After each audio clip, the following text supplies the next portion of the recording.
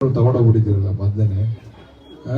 ಈ ಒಂದು ಕಾರ್ಯಕ್ರಮದಲ್ಲಿ ಆಸೀನರಾಗಿರ್ತಕ್ಕಂಥ ನಮ್ಮ ಆತ್ಮೀಯ ಸ್ನೇಹಿತರು, ಈ ಒಂದು BMTC ಉಪಾಧ್ಯಕ್ಷರಾದಂಥ ನಿಖಿತ್ ರಾಜ್ ಮೌರ್ಯರವರೇ, ನಮ್ಮ BMTCಯ ವಿಭಾಗೀಯ ನಿಯಂತ್ರಣಕ್ಕಾದಂಥ ಸನ್ಮಾನ್ಯ ಶ್ರೀ ದಿವಾಕರ್ ಅವರೇ, KSRTCಯ ವಿಭಾಗೀಯ ನಿಯಂತ್ರಣಾಧಿಕಾರಿಗಳಾದಂಥ ಸನ್ಮಾನ್ಯ ಶ್ರೀ ಪುರುಷೋತ್ತಮರವರೇ, ನಮ್ಮ ADC ಚಂದ್ರಯ್ಯನವರೇ, DS ಧನರಾಜ್ ಅವರೇ, ಮತ್ತೆ ಇಲ್ಲಿ ಬಂದಿರತಕ್ಕಂಥ ಎಲ್ಲ ನನ್ನ ತಾಲೂಕು ಮಟ್ಟದ ಅಧಿಕಾರಿಗಳೇ, ಇಲ್ಲಿ ಬಂದಿರತಕ್ಕಂಥ ಎಲ್ಲ ನನ್ನ ಆತ್ಮೀಯ ಬಂಧುಗಳೇ, ಮಾಧ್ಯಮ ಸ್ನೇಹಿತರೆ, ನಮ್ಮ ಒಂದು ಪ್ರದೇಶ ಮುಂದುವರಿಬೇಕು ಅಂತಂದ್ರೆ ಪ್ರಮುಖವಾಗಿ ಸಾರಿಗೆ ವ್ಯವಸ್ಥೆ ಅಚ್ಚುಕಟ್ಟಾಗಿರ್ಬೇಕು.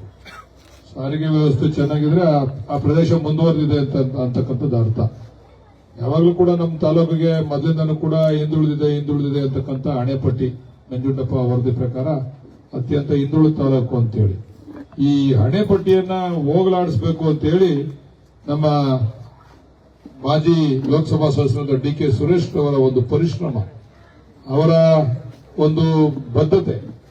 DK ಶಿವಕುಮಾರ್ ಅವರು ಮುಖ್ಯಮಂತ್ರಿಗಳಾಗಿದ್ರು ಕೂಡ DK ಸುರೇಶ್ ಅವರು ನಮ್ಮ ಇಡೀ ಜಿಲ್ಲೆಯನ್ನ ಒಂದು ಯಶಸ್ವಿ ಜಿಲ್ಲೆಯಾಗಿ ಮಾಡಬೇಕು, ಮತ್ತೆ ಮುಂದುವರೆದ ಜಿಲ್ಲೆಯಾಗಿ ಮಾಡಬೇಕು, ಇಡೀ ರಾಜ್ಯದಲ್ಲಿ ನಮ್ಮ ಜಿಲ್ಲೆ ಪ್ರಥಮ ಸ್ಥಾನದಲ್ಲಿ ನಿಲ್ಲಬೇಕು ಅಂತಕ್ಕಂಥದ್ದನ್ನ ಇಟ್ಕೊಂಡು ನಮ್ಮ ಬೆನ್ನಿಂದೆ ಕೂತು ಎಲ್ಲವನ್ನು ಕೂಡ ನೀಲಿ ನಕ್ಷೆಯನ್ನ ತಯಾರು ಮಾಡ್ತಾ ಇದ್ದಾರೆ. ಎಲ್ಲೆಲ್ಲಿ ಏನೇನು ಆಗ್ಬೇಕು ನಮ್ಮ ಜಿಲ್ಲೆಗೆ ಅಂತಕ್ಕಂಥ ವಿಚಾರವಾಗಿ. ಆ ವಿಚಾರದಲ್ಲಿ ನಾವು ಮೊದಲನೇ ಹೆಜ್ಜೆಯನ್ನ ಇವತ್ತು ಇಲ್ಲಿ ಇಟ್ಟಿದ್ದೇವೆ. BMTC ವತಿಯಿಂದ ನಮಗೆ ಈಗ ಸಾರಿಗೆ ವ್ಯವಸ್ಥೆ ಪ್ರಾರಂಭ ಆಗಿದೆ. ನಾನು ನನ್ನ ಕ್ಷೇತ್ರದ ಜನತೆಯ ಪರವಾಗಿ ವೈಯಕ್ತಿಕವಾಗಿ ನಮ್ಮ KSRTC ಮಿನಿಸ್ಟರ್ಗೂ ಮತ್ತೆ ನಮ್ಮ ನಿಖಿತ್ ರಾಜ್ ಮೌರ್ಯ ಮತ್ತೆ ಅವರೆಲ್ಲರೂ ಕೂಡ ಸಂಬಂಧಪಟ್ಟವರೆಲ್ಲರೂ ಕೂಡ ನಾನು ಧನ್ಯವಾದಗಳನ್ನ ಈ ಸಂದರ್ಭದಲ್ಲಿ ಹೇಳಲಿಕ್ಕೆ ಇಚ್ಛೆ ಪಡ್ತೇನೆ. ಇದೇನೋ ಕೇವಲ ಒಂದು 5 ಬಸ್ ಬಿಟ್ಬಿಟ್ಟು ಏನೋ ಕಾಟಾಚಾರಕ್ಕೆ ಹೋಗ್ತಕ್ಕಂಥ ಕಾರ್ಯಕ್ರಮ ಆಗಬಾರ್ದು. ಇದು ನಾನು ಹಿಂದೆ ನಿಮ್ಮ ಅಧಿಕಾರಿಗಳಾದಂತ ಶಿವಕುಮಾರ್ ಅವರು ನನಗೆ ಮಾತು ಕೊಟ್ಟಿದ್ರು, ನೀವು ಒಂದು 4 ಎಕರೆ 5 ಎಕರೆ ಜಾಗ ಕೊಡಿ, ನಾನು ಇಲ್ಲಿ BMTC ನ ಒಂದು ಡಿಪೋನೆ ಮಾಡ್ತೀನಿ ಅಂತ ಹೇಳಿ. ನಮ್ದು ವ್ಯವಸ್ಥೆ ಸರಿ ಇರಬೇಕು ಅಂತಂದ್ರೆ ಪ್ರತಿನಿತ್ಯ ಬಸ್ಗಳು ನಮ್ಮೆಲ್ಲೇ ಇರಬೇಕು, ನಮ್ಮೆಲ್ಲೇ ಇಷ್ಟು ಬಸ್ಸು ಅಂತೇಳಿ ಸರ್ಕಾರದಿಂದ ನಮ್ಗೆ ಅಲರ್ಟ್ ಆಗ್ಬೇಕು, ಇಷ್ಟು ಬಸ್ಗಳು ಇಲ್ಲಿ ಈ ಡಿಪೋ ಇಂದ ಆಪರೇಟ್ ಮಾಡ್ತಾ ಇದ್ದಾವೆ ಅಂತ ಹೇಳಿ ಅಲರ್ಟ್ ಆಗ್ಬೇಕು. ಅದರಿಂದ ಈ ಒಂದು 4 ಎಕರೆ 5 ಎಕರೆ ಜಾಗವನ್ನು ನಾವು ಕೊಡ್ಲಿಕ್ಕೆ ತಯಾರಿದ್ದೇವೆ. ಈಗಾಗಲೇ ಅದ್ರ ಬಗ್ಗೆ ನಾನು ಆಲೋಚನೆ ಚಿಂತನೆಯನ್ನ ಮಾಡಿದ್ದೇನೆ. ಇನ್ನ 1 ತಿಂಗಳು ಅಥವಾ 2 ತಿಂಗಳಲ್ಲಿ ನಿಮ್ಗೆ ಜಾಗ ಕೊಡ್ತೇವೆ. ಇನ್ನೊಂದು 3-4 ತಿಂಗಳಲ್ಲಿ ನೀವು ಈಗಾಗಲೇ ನೀವು ಕೂಡ ಸ್ಥಳ ತನಿಖೆ ಮಾಡಿ, ನಮ್ಮ ಅಧಿಕಾರಿಗಳು ಮತ್ತೆ ನಮ್ಮ ಇಂಜಿನಿಯರ್ಸ್ಗಳೆಲ್ಲ ನಿಮ್ ಜೊತೆ ಬರ್ತಾರೆ, ಸ್ಥಳ ತನಿಖೆ ಮಾಡಿ ನೀವು ಈಗಾಗಲೇ ಅದಕ್ಕೆ ಒಂದು ನೀಲಿ ನಕ್ಷೆಯನ್ನ ತಯಾರು ಮಾಡ್ಕೋಬೇಕು. ಆ ಕಾರ್ಯಕ್ರಮ ನಮ್ಮ ಮುಖ್ಯಮಂತ್ರಿಗಳ ಅವಧಿನಲ್ಲಿ, ಸನ್ಮಾನ್ಯ ಬೈರತಿ ಸುರೇಶ್ ಅವರ ಅವಧಿನಲ್ಲಿ, ನಿಖಿತ್ ರಾಜ್ ಮೌರ್ಯರವರ ಸಾರಥ್ಯ ಮತ್ತೆ ನಮ್ಮ ಅಧ್ಯಕ್ಷರಾದಂತ ಆರಾಧ್ಯರವರ ಸಹಕಾರದಲ್ಲಿ ಅದನ್ನ ಮಾಡಿ ತೀರ್ಬೇಕು. ನೀವು ಇನ್ನು 3-4 ತಿಂಗಳಿಗೆ ನೀವು ಬಂದು ಶಂಕುಸ್ಥಾಪನೆ ಕಲ್ಲನ್ನ ಹಾಕ್ಲೇಬೇಕು. ನೀವು ಇದು ಆಗೋವರೆಗೂ ನಾವಂತೂ ನಿದ್ದೆ ಮಾಡೋದಿಲ್ಲ, ನಿಮ್ಮನ್ನು ಬಿಡೋದು ಇಲ್ಲ. ದಯಮಾಡಿ ಜವಾಬ್ದಾರಿ ತಗೊಳ್ಳಿ. ಇಲ್ಲಿ ನಿಖಿತ್ ರಾಜ್ ಮೌರ್ಯ ಅವ್ರಿಗೊಂದು ಮಾತನ್ನು ಹೇಳಲಿಕ್ಕೆ ಇಚ್ಛೆ ಪಡ್ತೀನಿ. ಈ ಜಾಗದಲ್ಲಿ ಮೊದಲಿದ್ದು ವಿದ್ಯುತ್ ಶಕ್ತಿ ಇಲಾಖೆ, ಇಲ್ಲಿ ನೋಡಿ ಒಂದು ಸ್ಟೇಷನ್ ಇದೆ, ಇಲ್ಲಿ ಹಣ ಕಟ್ಸ್ಕೊಳ್ಳಿಕ್ ಮಾತ್ರ ಬಿಟ್ಟೆ ಅವ್ರಿಗೆ ಜಾಗ. ಅವಾಗ ಇಲ್ಲಿಂದ ಪೂರ್ತಿ ವಿದ್ಯುತ್ ಶಕ್ತಿ ಇಲಾಖೆ ಇದ್ದಂತ ಜಾಗ ಇದು. ಇಲ್ಲಿ ನಾನು ಬಸ್ ಸ್ಟ್ಯಾಂಡ್ ಮಾಡಬೇಕು ಅಂತ ಹೇಳಿ ಬಹಳ ಹೋರಾಟ ಮಾಡಿದೆ. ಆ ಸಂದರ್ಭದಲ್ಲಿ ಇವತ್ತಿನ ನಮ್ಮ ಮುಖ್ಯಮಂತ್ರಿಗಳ ಕಾರ್ಯದರ್ಶಿಗಳಾಗಿರ್ತಕ್ಕಂಥ ತುಷಾರ್ ಗಿರಿನಾಥ್ ಅವರು ಅವತ್ತು ವಿದ್ಯುತ್ ಶಕ್ತಿ ಇಲಾಖೆಯಲ್ಲಿ ACS ಆಗಿದ್ರು. ಅವತ್ತು ತುಷಾರ್ ಗಿರಿನಾಥ್ ಅವರು ಅವ್ರನ್ನ ಇಲ್ಲಿ ಕರ್ಕೊಂಡ್ಬಂದು ಈ ಜಾಗ ತೋರಿಸಿ ಇದನ್ನ ಬಸ್ ನಮ್ಮ KSRTC ಡಿಪೋಗೆ ಬದಲಾವಣೆ ಮಾಡಿದೆ. ಇದೊಂದು ಹೋರಾಟ ದೊಡ್ಡದಾಗೈತೆ ಬಿಡ್ರಿ. ನಾನು ಏನ್ ಕೆಲಸ ಮಾಡಕ್ ಹೋದ್ರು ತೊಂದರೆ ಕೊಡೋರು ಜಾಸ್ತಿ ನಮ್ಮ ತಾಲೂಕಲ್ಲಿ. ಕೋಟೆ ಕಟ್ಟಕ್ ಹೋದ್ರು ಅರ್ಜಿ ಹಾಕ್ತಾರೆ, ಬಸ್ ಸ್ಟ್ಯಾಂಡ್ ಕಟ್ಟಕ್ ಹೋದ್ರು ಅರ್ಜಿ ಹಾಕ್ತಾರೆ, ಹಾಸ್ಪಿಟಲ್ ಕಟ್ಟಕ್ ಹೋದ್ರು ಅರ್ಜಿ ಹಾಕ್ತಾರೆ. ಆದ್ರೂ ಕೂಡ ಜನಗಳ ಆಶೀರ್ವಾದದಿಂದ ಎಲ್ಲವನ್ನ ನಿಭಾಯಿಸಿ, ಯಾಕಂದ್ರೆ ನನಗೂ ಹೆಸರು ಬರ್ಬೇಕಲ್ಲ, ಹೋರಾಟ ಮಾಡಿದ್ರೆ ಹೆಸರು ಬರೋದು. ಅವ್ರು ಅರ್ಜಿ ಹಾಕ್ತಾರೆ, ಜನಕ್ಕೆ ಗೊತ್ತಾಗಲ್ಲ ಬಾಲಕೃಷ್ಣ ಮಾಡ್ತಾವನೆ ಅಂತ. ಅವ್ರು ಅರ್ಜಿ ಹಾಕಿ ತೊಂದರೆ ಕೊಟ್ಟು ಕೋರ್ಟ್ಗೆ ಹೋಗಿ ಕೇಸ್ಗಳು ಹಾಕೊಂಡು ಎಲ್ಲ ಮಾಡಿದಾಗಲೇ ಇದು ಪ್ರಚಾರ ಆಗೋದು. ಪ್ರಚಾರ ಆಗಿ ಇದು ಒಂದು ಒಳ್ಳೆ KSRTC ಬಸ್ ಸ್ಟ್ಯಾಂಡ್ ಅನ್ನ ಮಾಡ್ಲಿಕ್ಕೆ ಅನುಕೂಲ ಆಯ್ತು. ದಯಮಾಡಿ ನೀವು ಬಂದಿರತಕ್ಕಂಥದ್ದು ಬಹಳ ಸಂತೋಷದ ವಿಚಾರ. ಆದ್ರೆ ನಮ್ಗೆ ಡಿಪೋನ ಮಾಡಿಕೊಡ್ಬೇಕು. ಆಮೇಲೆ ನಿಮ್ಮ ಡಿಪೋ ಮುಖಾಂತರ ನಮ್ಗೆ ಈ ತಾಲೂಕುಗಳಿಗೆ ಕನೆಕ್ಟಿವಿಟಿ ಕೊಡಬೇಕು. ರಾಮನಗರ ತಾಲೂಕಿಗೆ, ಇಲ್ಲಿಂದ ನೆಲಮಂಗಲಕ್ಕೆ, ಬರೀ ಬೆಂಗಳೂರಿಗೆ ಬಸ್ ಹೋಗ್ತಕ್ಕಂಥದ್ದಲ್ಲ. ಪ್ರಮುಖವಾಗಿ ಇಲ್ಲಿಂದ ನೆಲಮಂಗಲಕ್ಕೆ ಹೋಗ್ಬೇಕು ನಾವು. ಇಲ್ಲಿಂದ ನಾವು ರಾಮನಗರಕ್ಕೆ ರಾಮನಗರಕ್ಕೆ ಹೋಗ್ತಕ್ಕಂಥ ವಿಚಾರಗಳಾಗಬೇಕು. ಅಕ್ಕಪಕ್ಕ ನಿಮ್ಮ ವ್ಯಾಪ್ತಿ ಎಲ್ಲೆಲ್ಲಿದೆ, ನಿಮ್ಮ BMTC ವ್ಯಾಪ್ತಿ ನಮ್ಮ ಬೆಂಗಳೂರು ಸುತ್ತಮುತ್ತ. ಇವಾಗೇನೋ ಬೆಂಗಳೂರಿನಿಂದ ಮೊದಲು 25 ಕಿಲೋಮೀಟರ್ ಹೊರಗಡೆ ಇತ್ತು, ಈಗ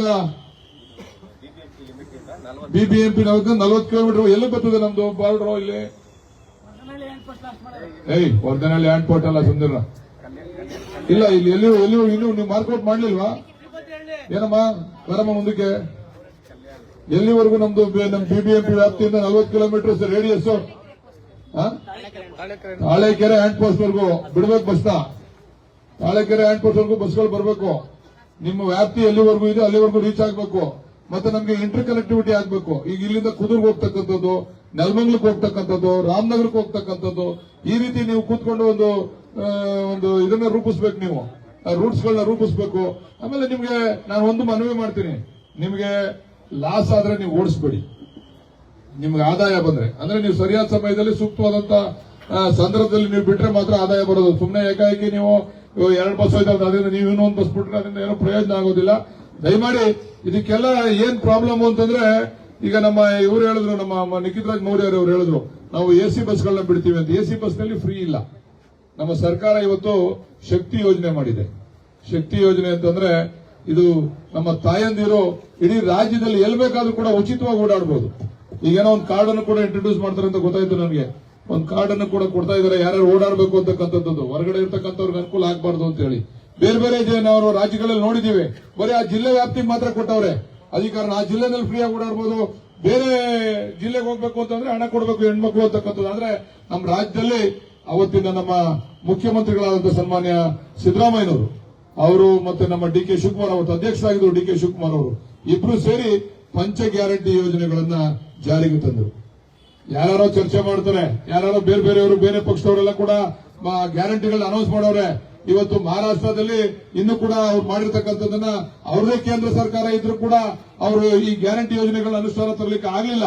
ಆದ್ರೆ ನಮ್ಮ ಅವತ್ತಿನ ಮುಖ್ಯಮಂತ್ರಿಗಳಾದಂತಹ ಸನ್ಮಾನ್ಯ ಸಿದ್ದರಾಮಯ್ಯನವರು, ನಮ್ಮ ಈಗಿನ ಮುಖ್ಯಮಂತ್ರಿಗಳಾದಂತಹ ಸನ್ಮಾನ್ಯ ಡಿ ಕೆ ಶಿವಕುಮಾರ್ ಅವರು ಸೇರಿ ಕೇವಲ 6 ತಿಂಗಳೊಳಗೆ ನಮ್ಮ ಎಲ್ಲಾ ಗ್ಯಾರಂಟಿ ಯೋಜನೆಗಳನ್ನ ಮಂಜೂರಾತಿಯನ್ನ ಕೊಟ್ಟಂತ ಕೀರ್ತಿ ಯಾವ್ದಾದ್ರು ರಾಜ್ಯಕ್ಕಿದ್ರೆ ಅದು ಕರ್ನಾಟಕ ರಾಜ್ಯಕ್ಕೆ ಮತ್ತೆ ಕಾಂಗ್ರೆಸ್ ಪಕ್ಷಕ್ಕೆ ಅಂತಕ್ಕಂಥದ್ದನ್ನ ಈ ಸಂದರ್ಭದಲ್ಲಿ ನಾನು ಹೇಳಲಿಕ್ಕೆ ಇಚ್ಛೆ ಪಡ್ತಾ, ಇದರ ಪ್ರಯೋಜನವನ್ನ ಸಾಕಷ್ಟು ಜನ ನಮ್ಮ ಹೆಣ್ಮಕ್ಳು ಪಡ್ಕೊಂಡಿದ್ದಾರೆ. ಎಲ್ಲ ಕಡೆ ಹೋಗ್ತಕ್ಕಂಥದ್ದು. ಇವಾಗ ಯಾರು ನೀವು ಗಂಡಸುಗಳು ಯಾರು ಭಯಂಗಿಲ್ಲ. ಇವಾಗ ಬೈದ್ರೆ ಸಾಕು ತವ್ರ ಮನೆಗೆ ಗಂಟೆ ಮುಟ್ಟ ಕಟ್ಕೊಂಡು ಹೋಯ್ತಾ ಇರ್ತಾರೆ. ಕಾಸು ಕೊಡಂಗಿಲ್ಲ, ಏನಿಲ್ಲ. ನೀವು ಹೋಗಿ ಹುಡುಗರು ಕರ್ಕೊಂಡ್ ಬರ್ಬೇಕು. ನೀವು ಹೋಗ್ಬೇಕಾದ್ರೆ ಬಸ್ ಚಾರ್ಜ್ ಕೊಡ್ಬೇಕು, ಅವ್ರು ಹೋಗ್ಬೇಕಾದ್ರೆ ಏನು ಬಸ್ ಚಾರ್ಜ್ ಕೊಡಂಗಿಲ್ಲ. ಅವ್ರು ಎಲ್ಲಿ ಬೇಕಾದ್ರೆ ಓಡಾಡ್ಬೋದು ಹೆಣ್ಮಕ್ಳು. ಹಂಗೆ ಯಾವ ದೇವಸ್ಥಾನಕ್ಕೆ ಬೇಕಾದ್ರೂ ಹೋಗ್ಬೋದು. ಇವಾಗ ನಮ್ಮ ರಾಜ್ಯದಲ್ಲಿ ಇರ್ತಕ್ಕಂಥ ಮೂಲೆ ಇರ್ತಕ್ಕಂಥ ಯಾವುದೇ ದೇವಸ್ಥಾನಕ್ಕೆ ನಮ್ಮ ಹೆಣ್ಮಕ್ಳುಗಳು ಇದುವರೆಗೂ ಎಷ್ಟೋ ಜನ ಧರ್ಮಸ್ಥಳ ನೋಡಿರ್ಲಿಲ್ಲ, ಮಹದೇಶ್ವರನ ಬೆಟ್ಟ ನೋಡಿರ್ಲಿಲ್ಲ. ಇವತ್ತು ಎಲ್ಲ ಕಡೆ ಉಚಿತವಾಗಿ ಧರ್ಮಸ್ಥಳ ನನಗೆ ಗೊತ್ತಿದ್ದಂಗೆ ಎಲ್ಲ ಹೆಣ್ಮಕ್ಳುಗಳು ಚಾಮುಂಡಿ ಬೆಟ್ಟ, ಮಹದೇಶ್ವರನ ಬೆಟ್ಟ, ನಮ್ಮ ಧರ್ಮಸ್ಥಳ ಇವೆಲ್ಲವನ್ನು ಕೂಡ ಬಹುಶಃ ಈ ಯೋಜನೆಯ ಸದುಪಯೋಗ ಪಡಿಸಿಕೊಂಡು ಎಲ್ಲ ನೋಡಿದ್ದಾರೆ ಅಂತಕ್ಕಂಥದ್ದು ನಮ್ಮೆಲ್ಲರೂ ಕೂಡ ಸಂತೋಷ ತರ್ತಕ್ಕಂಥ ವಿಚಾರ ಅಂತಕ್ಕಂಥದ್ದನ್ನ ಹೇಳಿ, ಮತ್ತೊಮ್ಮೆ ಬಿಎಂಟಿಸಿ ಅವರಿಗೆ ನಾನು ವೈಯಕ್ತಿಕವಾಗಿ ಮತ್ತೆ ನಮ್ಮ ಸಾರ್ವಜನಿಕರ ಪರವಾಗಿ ಅಭಿನಂದನೆ ಸಲ್ಲಿಸಿ, ಇದು ಯಶಸ್ವಿಯಾಗಿ ನಡೀಬೇಕು. ಇದು ಕಾಟಾಚಾರಕ್ಕೆ ಆಗಬಾರ್ದು. ನೀವು ಇಲ್ಲಿ ನಿಮ್ಮ ಡಿಪೋ, ನಿಮ್ಮ ಯಾರು ಇಲ್ಲಿ ಟಿಸಿ ಇರಬೇಕು, ಟಿಸಿ ಪಾಯಿಂಟ್ ಇರಬೇಕು. ಆಮೇಲೆ ನೋಡಿ, ನೀವು ವೈಜ್ಞಾನಿಕವಾಗಿ ಅದನ್ನ ಮಾಡಬೇಕು. ಸುಮ್ಮನೆ ಏನೋ ಒಂದು 4 ಬಿಟ್ಬಿಡೋದು ಹೋಗ್ಬಿಡೋದಲ್ಲ. ನಮ್ಗೆ ಅವಶ್ಯಕತೆ ಇರೋ ಸಂದರ್ಭದಲ್ಲಿ ಬಿಡಿ. ನೀವು ಎಲ್ಲಾ ಸಂದರ್ಭದಲ್ಲಿ ಓಡ್ಬೇಡಿ. ಈಗ 8 ಗಂಟೆ ಆದ್ಮೇಲೆ ಬಸ್ ಇಲ್ಲ ಅಂತ ಹೇಳಿ ಆ ವಾಟ್ಸ್ಆಪ್ ಗ್ರೂಪ್ ಅಲ್ಲಿ ಹಾಕ್ತಾರೆ. ಹೋಗೋರ್ ಬೇಕಲ್ಲಪ್ಪ, ಹಾಕ್ಸ್ತೀನಿ. ನೀವ್ ಹೇಳಿ ಟೈಮ್ಗೆಲ್ಲ ಹಾಕ್ಸ್ತೀನಿ. 1 ತಿಂಗಳು ಓಡಿಸ್ತೀನಿ. 1 ತಿಂಗಳಲ್ಲಿ ಏನಾದ್ರು ನಿಮ್ಗೆ ಜನಕ್ಕೆ ಅವಶ್ಯಕತೆ ಇದೆ, ಓಡಾಡ್ತಾವ್ರೆ ಅಂದ್ರೆ ಮಾತ್ರ ಕಂಟಿನ್ಯೂ ಆಗ್ತದೆ, ಇಲ್ಲಾಂದ್ರೆ ಸ್ಟಾಪ್ ಆಗ್ತದೆ. ಸುಮ್ನೆ ಖಾಲಿ ಬಸ್ ಓಡಿಸಕ್ ಆಗಲ್ಲ. ನಾವು ಡೀಸೆಲ್ಗೆ ಪೆಟ್ರೋಲ್ಗೆ ದುಡ್ಡು ಕೊಡ್ಬೇಕಲ್ಲ. ಜಾಸ್ತಿ ಮಾಡಿದ್ರು ಬೈತೀರ. ಈಗೇನೋ ಜಾಸ್ತಿ ಮಾಡ್ತಾವ್ರೆ ಅಂತ ಗೊತ್ತಾಯ್ತು, ರೇಟ್ಸ್ ಎಲ್ಲ ಜಾಸ್ತಿ ಮಾಡ್ತಾವ್ರೆ ಅಂತ ಗೊತ್ತಾಯ್ತು. ಈಗ ಅದು ಇರ್ಲಿ. ಇವತ್ತಿನ ಏನೋ ಯುದ್ಧ ನಡೀತಾ ಇದೆ ಅಂತ ಹೇಳಿ ನಮ್ಗೆ ಡೀಸೆಲ್ ಮತ್ತೆ ಪೆಟ್ರೋಲ್ದೆಲ್ಲ ಎಲ್ಲ ಜಾಗತಿಕವಾಗಿ ಸ್ವಲ್ಪ ಜಾಸ್ತಿ ಆಗಿರೋದ್ರಿಂದ ಅದ್ರ ಹೊಡೆತ ನಮ್ಮೇಲೆ ಬೀಳ್ತಾ ಇದೆ. ನಾವು ನಮ್ಮ ಕೆಎಸ್ಆರ್ಟಿಸಿ ಇದೇನು ಇದು ಸಾರ್ವಜನಿಕರ ಸೇವೆಗೆ ಇರ್ತಕ್ಕಂಥದ್ದು, ನೋ ಲಾಸ್ ನೋ ಪ್ರಾಫಿಟ್ ಇದರಲ್ಲಿ ಓಡಿಸ್ತಕ್ಕಂಥ ವಿಚಾರ ಆಗಿರೋದ್ರಿಂದ ದಯಮಾಡಿ ಇದರ ಜವಾಬ್ದಾರಿಯನ್ನ ಅವ್ರು ಓಡ್ತಾರೆ. ನಾವೆಲ್ಲ ಸೇರಿ ನಾವು ಸಹಕಾರ ಕೊಡಬೇಕು. ಸಹಕಾರ ಇಲಾಖೆಗೆ ನಾವು ಕೂಡ, ಈ ಒಂದು ಇಲಾಖೆಗೆ ನಾವು ಕೂಡ ಸಹಕಾರವನ್ನ ಕೊಡ್ತಕ್ಕಂಥ ಕೆಲಸ ಆಗ್ಬೇಕು ಅಂತಕ್ಕಂಥದ್ದನ್ನು ಹೇಳಿ, ಮತ್ತೆ ನಮ್ಮ ಇದರಲ್ಲಿ ಕುದೂರಿನಲ್ಲಿ ನಮ್ಗೊಂದು ಡಿಪೋ ಎಲ್ಲ ಕೊಟ್ಟಿದ್ವಿ ಜಾಗ ನಿಮ್ಗೆ.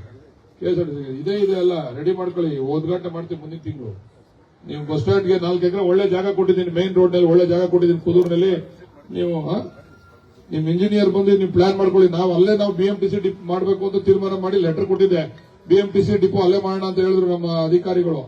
ಈಗ ಅದು ಬೇಡ, ಅದು ನಾವು ಮಾರ್ಗದಲ್ಲೇ ಕೊಡ್ತೀವಿ ಜಾಗ ಬಿಎಂಟಿಸಿ ಅವ್ರಿಗೆ, ಇಲ್ಲಿಂದಾನೇ ಆಪರೇಟ್ ಆಗಲಿ ಬಿಎಂಟಿಸಿ.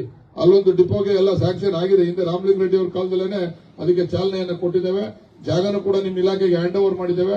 ದಯಮಾಡಿ ಅಲ್ಲೊಂದು ಕೆಎಸ್ಆರ್ಟಿಸಿ ಡಿಪೋ ಆಗಬೇಕು ಅಂತಕ್ಕಂಥದನ್ನ ಒತ್ತಾಯಪೂರ್ವಕವಾಗಿ ತಮ್ಗೆ ಹೇಳ್ತಾ ಮುಖ್ಯಮಂತ್ರಿಗಳ ಕಾರ್ಯಕ್ರಮ ಇದೆ, ಬಹುಶಃ ಮುಂದಿನ ತಿಂಗಳಲ್ಲಿ ಮುಖ್ಯಮಂತ್ರಿಗಳ ಕಾರ್ಯಕ್ರಮ ಇದೆ, ಅವಾಗ ಡಿಪೋಗೆ ಶಂಕುಸ್ಥಾಪನೆ ಆಗಬೇಕು. ಆ ದಿಕ್ಕಿನಲ್ಲಿ ನೀವು ರೆಡಿ ಆಗ್ಬೇಕು. ನೀವು ಯಾವಾಗ ಮುಖ್ಯಮಂತ್ರಿಗಳು ಒಂದು ವಾರ 15 ದಿನ ಟೈಮ್ ಕೊಟ್ಬಿಡ್ತಾರೆ, ನೀವು ರೆಡಿ ಆಗಿರ್ಬೇಕು, ಅದನ್ನ ನೀವು ಶಂಕುಸ್ಥಾಪನೆ ಮಾಡ್ಲಿಕ್ಕೆ ರೆಡಿ ಆಗಿರ್ಬೇಕು ಅಂತಕ್ಕಂಥ ವಿಚಾರವನ್ನ ಹೇಳ್ತಾ ನಾವು ಸಾರ್ವಜನಿಕರು ಇದರ ಸದುಪಯೋಗವನ್ನ ಪಡಿಸ್ಕೋಬೇಕು. ಇವತ್ತು ನಮ್ಮ ಸರ್ಕಾರ ನುಡಿದಂತೆ ನಡೆದಂತ ಸರ್ಕಾರ ನಡೀತಾ ಇದೀವಿ. ಪ್ರತಿ ಹಂತದಲ್ಲೂ ಕೂಡ ಇವತ್ತು ಕೋಟೆ ವಿಚಾರ ನಮ್ಮ ನಿಖಿತ್ ಮೌರ್ಯ ಅವರು ಹೇಳಿದ್ರು, ಅದಕ್ಕೂ ಕೂಡ ಕೇಸ್ ಹಾಕಿದ್ರು. ನಾನು ಇಲ್ಲಿ ಮಧ್ಯ ಇತ್ತಲ್ಲ ಈ ರೋಡ್, ಆ ರೋಡ್ ಮಧ್ಯ ಈ ಕೋಟೆ ಹೊಡೆದ್ಬಿಟ್ಟು ಮಧ್ಯ ಇತ್ತು ರೋಡ್ ಮೊದಲು, ಇದನ್ನ ತೆಗೆದು ಆ ಕೋಟೆನ ಕ್ಲೋಸ್ ಮಾಡಿ ಈ ರೋಡ್ ಇಲ್ಲ ಈ ಕಡೆಯಿಂದ ಮಾಡಿದೆ. ಇಲ್ಲೆಲ್ಲ ಸಿಕ್ಕಾಪಟ್ಟೆ ಕಂಕ ಇತ್ತು. ನಮ್ಮ ಹಾಸ್ಪಿಟಲ್ ಹಿಂದ್ಗಡೆ ಆ ಗಲೀಜು ಒಳಗಡೆ ಹೋಗಕ್ ಆಗ್ತಿಲ್ಲ, ಅಷ್ಟೊಂದು ವಾಸನೆ ಇತ್ತು. ಅದನ್ನ ತೆಗೆದು ಆ ರೋಡ್ ನ ಕ್ಲೋಸ್ ಮಾಡಿ ರೋಡ್ ನ ಈ ಕಡೆಯಿಂದ ಹೊರಗಡೆ ಹೋಗ್ತಕ್ಕಂಥದಕ್ಕೆ ಅವಕಾಶವನ್ನ ಮಾಡಿಕೊಟ್ಟೆ. ಏನಂದ್ರೆ 4-5 ಬಾರಿ ನನ್ನನ್ನ ಈ ಭಾಗದ ಜನ ಗೆಲ್ಸಿದ್ದಾರೆ. ನಾನು ಎಷ್ಟು ಕೆಲಸ ಮಾಡಿದ್ರು ಋಣ ತೀರ್ಸಕ್ ಆಗಲ್ಲ. ಒಬ್ಬ ಶಾಸಕ 5 ಬಾರಿ ಗೆಲ್ತಕ್ಕಂಥದ್ದು ಸುಲಭದ ಮಾತಲ್ಲ. ಇವರು ಆಶೀರ್ವಾದ ಮಾಡಿದರೆ ಆಶೀರ್ವಾದದ ಋಣ ಎಷ್ಟು ಕೆಲಸ ಮಾಡಿದ್ರು ತೀರ್ಸಕ್ ಆಗೋದಿಲ್ಲ. ಆದ್ರೆ ಇವತ್ತು ನಮ್ಮ ಮುಖ್ಯಮಂತ್ರಿ ಇದ್ದಾರೆ, ನಮ್ಮ ಸರ್ಕಾರ ಇದೆ, ನನ್ನ ಜವಾಬ್ದಾರಿ ಜಾಸ್ತಿ ಇದೆ. ನಾನು ಭಾನುವಾರ ಅಧಿಕಾರಿಗಳಿಗೆ ಹೇಳ್ತೇನೆ, ನಾನು ಶನಿವಾರ ಭಾನುವಾರ ಕಂಪಲ್ಸರಿ ನನ್ನ ಕ್ಷೇತ್ರದಲ್ಲಿ ಇರ್ತೇನೆ. ಯಾವ ಅಧಿಕಾರಿಗಳು ರಜೆ ಬೇಕು ಅಂದ್ರೆ ಮೊದಲೇ ನನ್ಗೆ ಹೇಳ್ಬೇಕು, ಇಲ್ಲ ಅಂದ್ರೆ ಟ್ರಾನ್ಸ್ಫರ್ ಮಾಡ್ಕೊಂಡು ಹೊರಬಿಡ್ಬೋದು. ನೀವು ಶನಿವಾರ ಭಾನುವಾರನು ಕೂಡ ಕೆಲಸ ಮಾಡ್ತೀನಿ ಅಂತಕ್ಕಂಥ ಮನಸ್ಥಿತಿ ಇದ್ರೆ ಮಾತ್ರ ನಮ್ಮ ಜಿಲ್ಲೆನಲ್ಲಿ ಆ ಜಿಲ್ಲೆ ಯಾಕಂದ್ರೆ ನಮ್ದು ಇಡೀ ರಾಜ್ಯ ನೋಡ್ತಾ, ಇಡೀ ದೇಶ ನೋಡ್ತದೆ, ಮುಖ್ಯಮಂತ್ರಿಗಳ ಜಿಲ್ಲೆ. ನಮ್ಗಳ ಜವಾಬ್ದಾರಿ ಜಾಸ್ತಿ ಇದೆ, ಅಧಿಕಾರಿಗಳಿಂದ ನನ್ನಿಂದ ಹಿಡಿದು ಎಲ್ಲರೂ ಜವಾಬ್ದಾರಿ ಜಾಸ್ತಿ ಇದೆ. ನಾವು ಜನಸ್ನೇಹಿಯಾಗಿ ಕೆಲಸ ಮಾಡ್ತಕ್ಕಂಥ ಕಾರ್ಯಕ್ರಮವನ್ನು ಹಮ್ಮಿಕೊಂಡು ಮಾಡಬೇಕಾಗ್ತದೆ. ದಯಮಾಡಿ ನೀವು ಶನಿವಾರ ಭಾನುವಾರ ಒಂದು ಭಾನುವಾರ ಬಂದ್ರೆ ಸೋಮವಾರ ಬೇಕಾದ್ರೆ ಸ್ವಲ್ಪ ರೆಸ್ಟ್ ತಗೊಳ್ಳಿ, ಏನಾಗಲ್ಲ. ಆದ್ರೆ ನಾವು ನಮ್ಮ ಕಾರ್ಯಕ್ರಮ, ನಾವು ಮಂತ್ರಿ ಆಗಿರೋದ್ರಿಂದ ಇಡೀ ರಾಜ್ಯದ ಜವಾಬ್ದಾರಿ ಮುಖ್ಯಮಂತ್ರಿಗಳನ್ನು ಕೊಟ್ಟಿರೋದ್ರಿಂದ ನನಗೆ ಫ್ರೀ ಆಗಿರ್ತಕ್ಕಂಥದ್ದು ಶನಿವಾರ ಭಾನುವಾರನೇ ಅನಿವಾರ್ಯ. ನನಗೆ ಶುಕ್ರವಾರ ಶನಿವಾರ ಭಾನುವಾರ ನನ್ನ ಕ್ಷೇತ್ರಾದ್ಯಂತ ಇರ್ತೀನಿ. ದಯಮಾಡಿ ಎಲ್ಲ ಅಧಿಕಾರಿಗಳು ನನಗೆ ಸಹಕಾರ ಕೊಡಬೇಕು, ಜಿಲ್ಲೆ ಮಟ್ಟದ ತಾಲೂಕು ಮಟ್ಟದ ಅಧಿಕಾರಿಗಳು ನನಗೆ ಸಹಕಾರ ಕೊಡಬೇಕು ಅಂತ ತಮ್ಮಲ್ಲಿ ಕೇಳ್ತಾ ಈ ಕಾರ್ಯಕ್ರಮ ಯಶಸ್ವಿ ಆಗುವುದಕ್ಕೆ ಕಾರಣಕರ್ತರಾದಂತಹ BMTC ಅವರಿಗೂ ಮತ್ತು ತಮ್ಮೆಲ್ಲರಿಗೂ ಕೂಡ ವಂಚನೆ ನನ್ನ ಮಾತನ್ನು ಮುಗಿಸ್ತೀನಿ. ನಮಸ್ಕಾರ. ಹೆಚ್ಚಿನ ವಿಡಿಯೋಗಳಿಗೆ ಪ್ರತಿಧ್ವನಿ ಯೂಟ್ಯೂಬ್ ಚಾನೆಲ್ ಸಬ್ಸ್ಕ್ರೈಬ್ ಮಾಡಿ, ಬೆಲ್ ಐಕಾನ್ ಕ್ಲಿಕ್ ಮಾಡಿ.